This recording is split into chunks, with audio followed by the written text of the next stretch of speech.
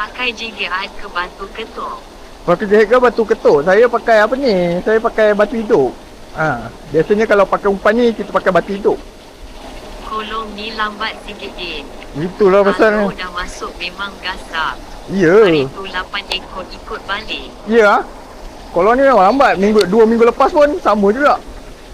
Dia 11.30 baru nak start buka mulut kolong ni. Dia lambat masuk kot. Tengok surau dah naik je.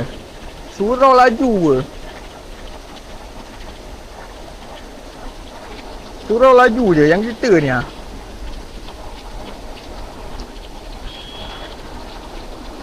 Berapa ekor kudik? Belum lagi guys. Kita baru start kita baru mula. Salam. Waalaikumsalam. Waalaikumsalam guys. Ada makan tak? Ada makan. Ada makan. Ada makan. Kejap guys. Kejap. Ada.